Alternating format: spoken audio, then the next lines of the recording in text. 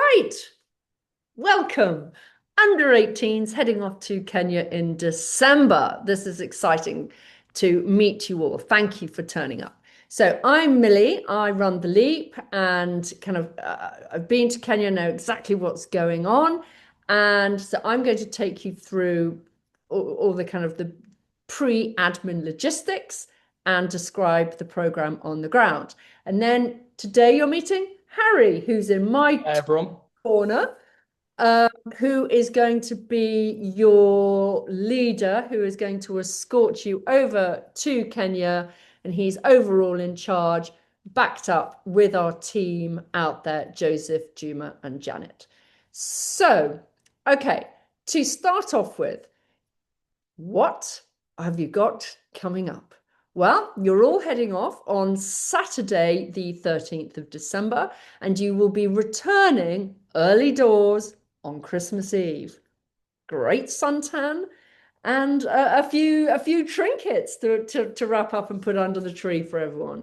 So, what a start to your Christmas holidays. Really, really exciting.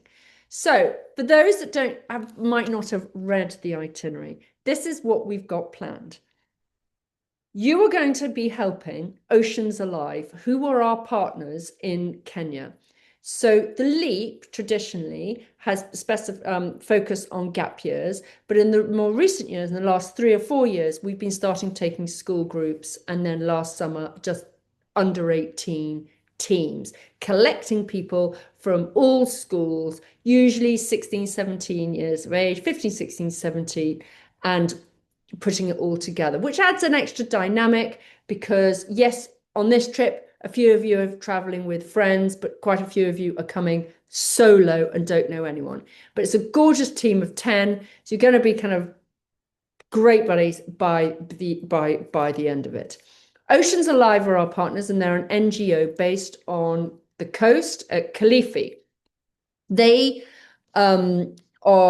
they've been going now for about 15 years. They're supported by King Charles himself. I know, just have to slip that one in. But it just shows the kind of gravitas and the impact that they have worldwide. They are dynamic and they are movers and shakers in the world of marine conservation. So you are going to experience getting in the water, building coral reefs, doing the coral gardening. But that's only part of it, because part of their success in the coral, in the ocean, is due to the fact that they have the fishermen on board to not overfish and to not damage the coral. But to do that, they have created all these initiatives, which all are LEAP volunteers, midlife, gap, and under 18 and school all participate in helping. You help build in the community jiko stoves, these little mini Argas. You're all going to build one, um, getting you right into the heart of these wonderful rustic rural coastal villages. The purpose of them being they can now fry their fish, so that fish lasts 2 days as opposed to going off overnight. So then they don't have to fish so often. Permaculture going to help them build big vegetable gardens so they can eat vegetables and sell their vegetables, and they're not so reliant on fish. So you're going to see the water, the villages, the community, marine conservation, how it's all intertwined and how it brings about success. And this whole model is now being replicated up and down the whole of the Indian Ocean, the east coast of Africa. So it's really exciting for us to support such an organization, but for you guys to actually have an insight into a NGO which is successful, and a volunteering experience where you are making a difference, and it's not one of those stupid volunteering experiences where you paint a wall and walk away and wonder what was the point. So it's got real depth and real value to it. So you're going to experience all of that. But at the same time, intermixed into every day, you're going to have football matches against the local kids. You're going to go into the schools and you're going to teach the young kids about conservation. You're going to be doing litter pickups. You're going to be going into the markets and bartering for clothes to do fancy dress nights. You're going to see some amazing acrobats, and you're going to go 2 nights on safari. So you've got the conservation community element and you've got one hell of a great adventure all intertwined. No 2 days are the same, nothing is repeated. So the pace is fast and the pace is full of variety. So we've just had Dauncey schools that come back, and by the end of it, there was kind of photos of them weeping, saying goodbye to everyone. So everyone, gets stuck in really quickly, and I don't know, it does have an enormous effect on you personally, your kind of personal growth, and your kind of like, wow, your approach to the world, your worldview will be different, and it kind of start layering up your skills of leadership, resilience, teamwork, communication. All of that is just going to be, boosted while you're out there.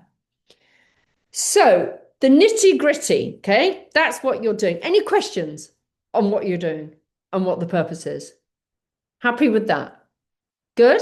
Okay. So the nitty gritty, you will be sent before you go detailed outline of where you're going to meet the lovely Harry in Heathrow.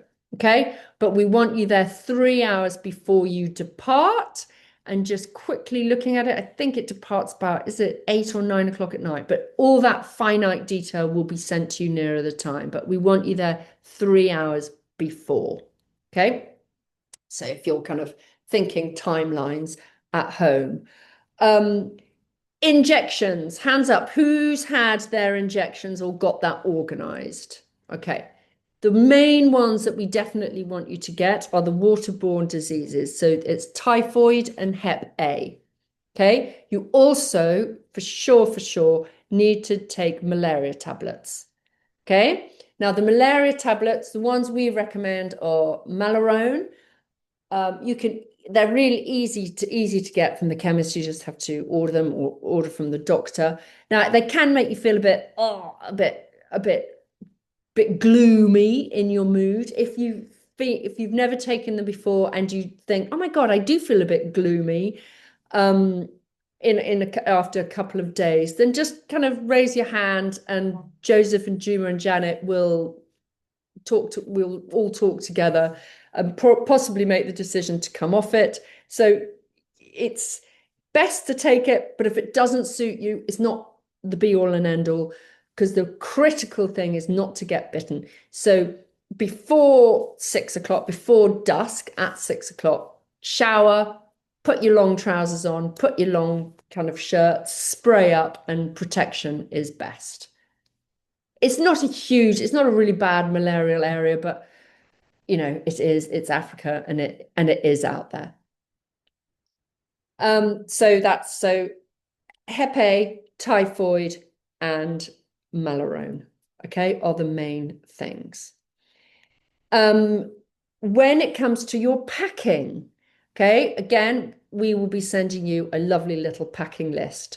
So there are certain things on there which are essential. You are not to leave home without, and that is a snorkel and a mask and reef shoes and a reef UV top. This is all coming. We will put it all in an email, but that is absolutely vital. Okay. And reef friendly sun cream. Okay. That's also vital. And then the usual things, hats, water bottles, little day rucksack, the normal stuff. Nothing too technical, but those things are really important. Money, you can easily get, if you've got a Revolut card, you can easily get money out of the hole in the wall at the airport. I would recommend spending money that you need £100 worth converted into shillings. And I will because Dauncey's have just come back, I'm just going to speak to them next week just to confirm that was enough, just to get the latest update, because where you're going to spend your money is one night we go up to Vipingo, which is a really fantastic place, and it's a really snazzy golf course, Kate. You're not going there for the snazzy golf, but it's really cool to go to the restaurant because across the golf course, yeah, they've got giraffe and zebra and warthogs and everything. So it's really cool to kind of see it while you're having supper, and you can use the pool there. You could also one of the days go to the beach bar. That's really fun at lunchtime. And then there's a little market there where you can buy bits and bobs, bracelets and stuff. And then there's another place on the safari, which is the main safari stop, which is Rip-Off Central. Okay, but you've got more curios than you can shake a stick at, more kind of wooden carved elephants than you can believe. Please don't buy anything there. But unless you see something that you really, really love, but you're then to go and get Harry or Chris or Janine or the safari guides to help you barter, unless you're good at it, because they see you coming and they will right royally fleece you. So you're not to fall into that trap. Okay. We've all fallen into it. I fall into that every time I go abroad and kick myself. I should know better, but I'm just forewarning you. Okie dokes. So best, if you've got a Revolut or a debit card and you're happy to take the hit on the transaction, then you can get the shillings out there. But it could be just as easy to order shillings at the bank, so you're ready. Okay. Oh, and in that £100 is money for a tip, which you might want to leave, or possibly a tip, for all the staff, and is about £20 per head. Is a nice thing. And that gets distributed to everybody, all the guides, all the people that help with the marine, all the everyone that cooks and cleans and does all your washing. So going back to where you're going to be living, you're going to be living at our base, which is called Bahari High. Now, this used to be a hotel, and now we have kind of taken it over. Well, Oceans Alive have taken it over, and it's work in progress. So I would say it's a two-stroke, three-star-ish style hotel. Okay. So I don't want you, when you arrive, there'll be 2 to 3 to a little room, little rondavel. You've all got your own shower, your own loo. Each rondavel has its own shower, loo, and basin, but it's cold water. Okay. Cold water showers, which you will just embrace because it's boiling, boiling hot, and it is what it is. Okay. So, and it's the house, the whole place, Bahari House, right on the beach. It's got a little pool. It's got lots of communal areas to hang out. It's pretty cool.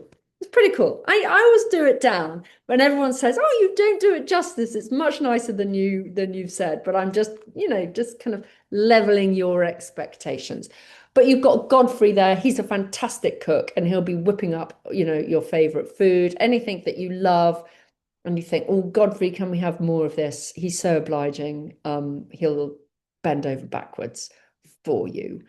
Any food allergies or anything like that, we need to know. We'll be sending a form and all can be accommodated. So that's not a problem. We've just had a severe nut allergy, which has kept me on my toes for the last 10 days, but all was good. Thank goodness. Okay, so your visa.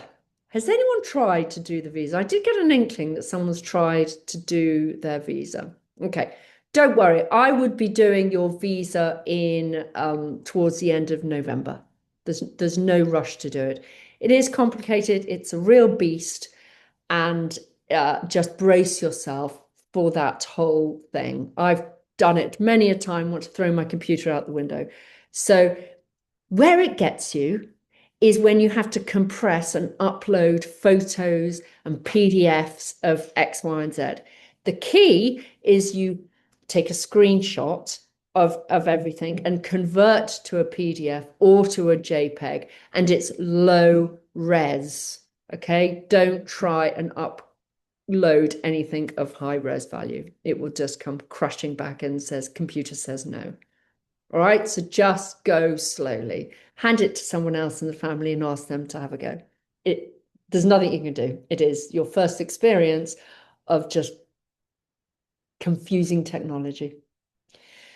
Telephones, Wi-Fi. Okay. Now there's Wi-Fi in the camp at Bahari High, but it's good for WhatsApp, but it is no good for downloading videos or doing anything like that.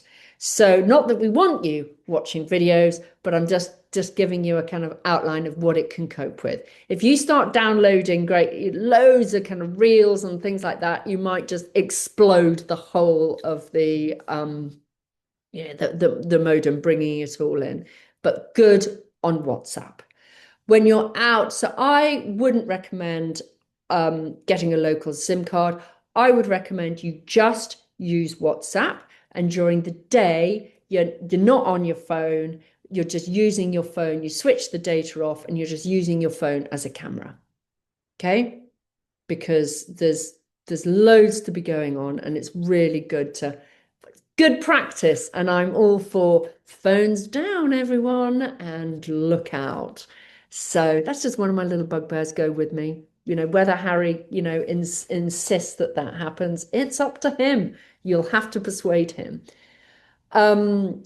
So cameras and technology, I would take as little technology as possible, such as just take your telephone. Don't take laptops or iPod or iPads or anything fancy.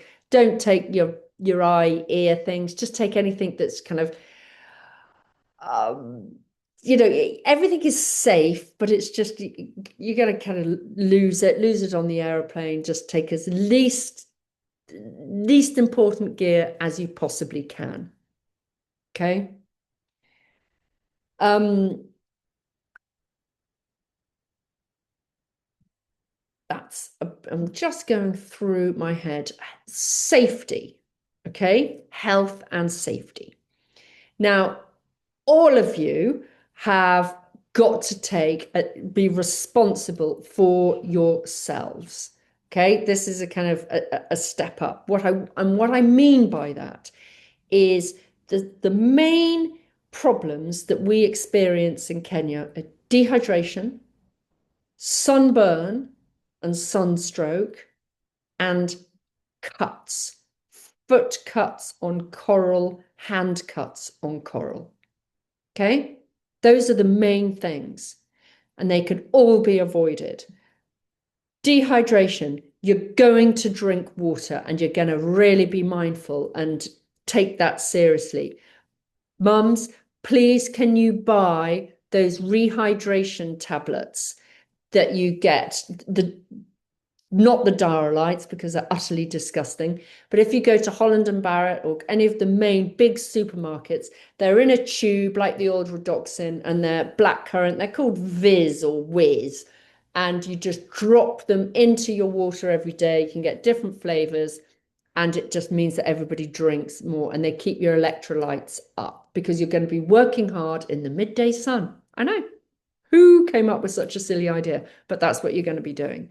So keeping rehydrated is so important.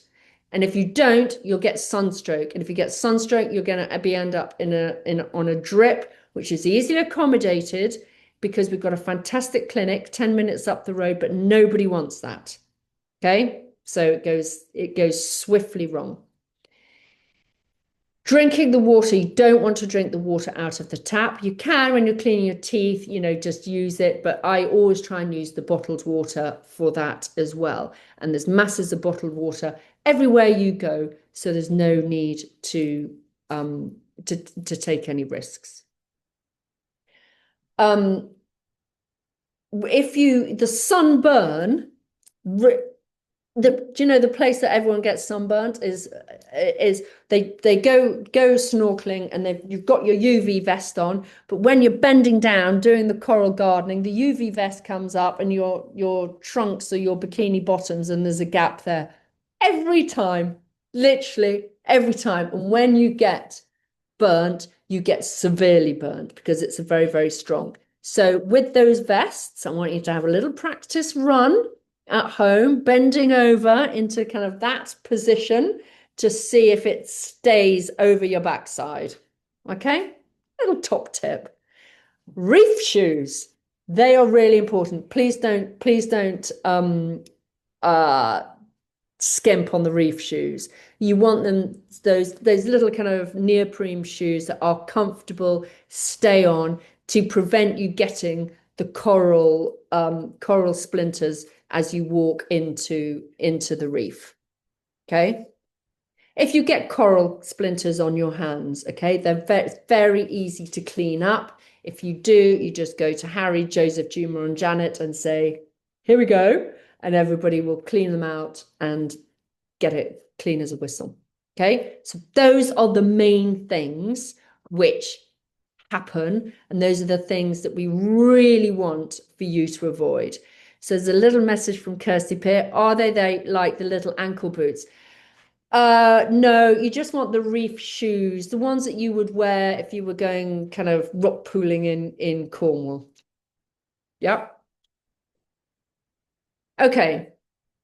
All clear on the health and on the that.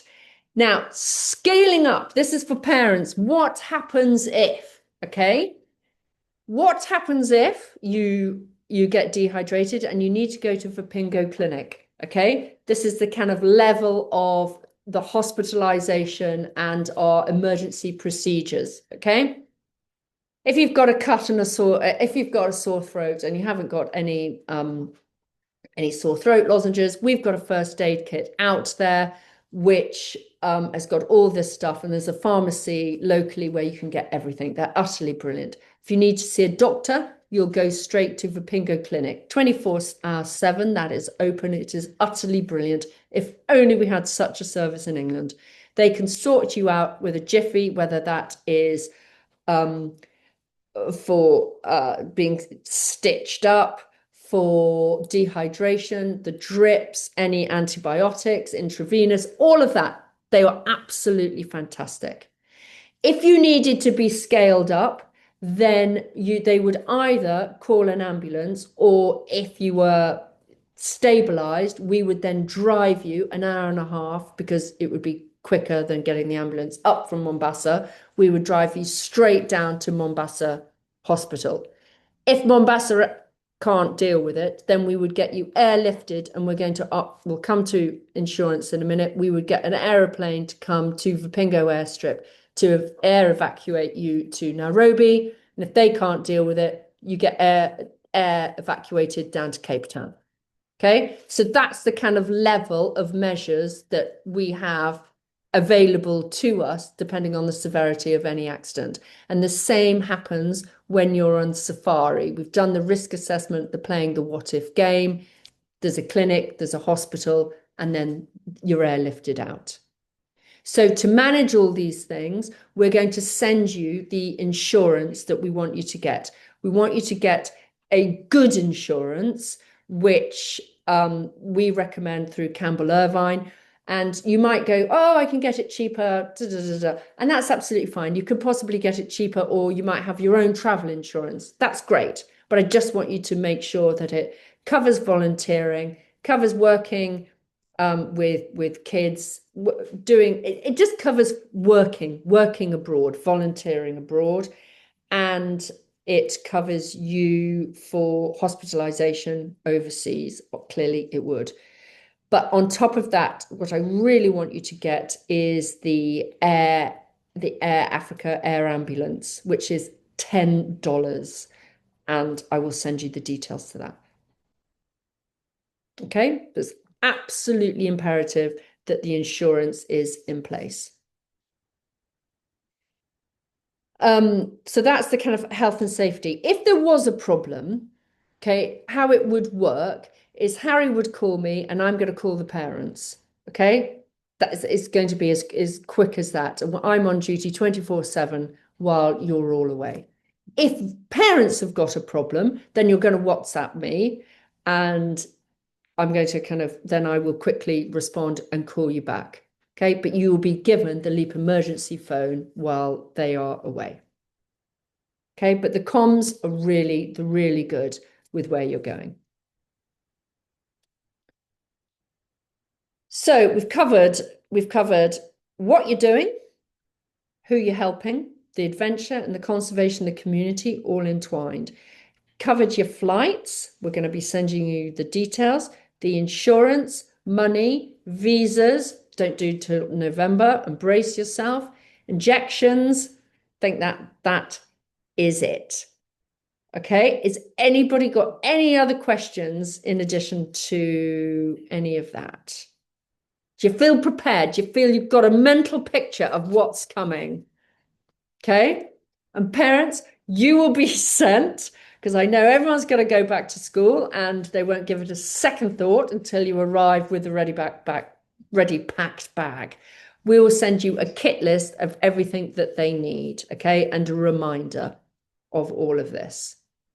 And now I'm going to hand over to Harry, who's just going to remind you of where he wants you to be with the volunteering diploma. Okay, over to you, Harry. Thank you very much. So I don't know how many of you guys have had a chance to get started with it yet, but it's broken down into 5 sections, essentially. The first 3 of which you do before you go on the trip. So really you want to have done sections 1, 2, and 3. And then when we're out there, you'll do section 4. Because we're not bringing laptops or anything, bring a notepad, some paper, get it down while you're there, while you've got it all fresh in your head. And then you can come back and scan it in, upload it, or type it back out if you have any updates you want to add. And then that final section, again, can be done in your own time after doing the trip. So that should give you quite a good jumping off point to be ready to go, know what to expect, and just make the most of your time there. Okay, in addition to that, okay, kids, students, I know you've probably had the word supercurricular rammed down your throat at school, okay? But it is really, really important. Now, for parents who are not really up to speed with the new UCAS form coming along, this trip is going to literally segue so beautifully onto your UCAS application forms. You're just not going to believe how good it is, okay? But what I want you to do before you go out is seriously think about, well, just you might know what you want to study at university, but just have a little bit of a short list. Because while you're out there, you're going to meet Tilda, Des, and all the team who will be able to help translate this trip into evidence for your course. Okay, now, clearly, marine biology, easy, dead cert. This is the evidence required because parents, UCAS are now asking for evidence of their course. It's the personal statement is all gone. You've got 3 sections. Section 1 and section 3 are asking evidence your interest in the course that you're wanting to do. So even if you're wanting to study English, we can give this trip we will help you work out how you're going to script this trip to provide you with that evidence.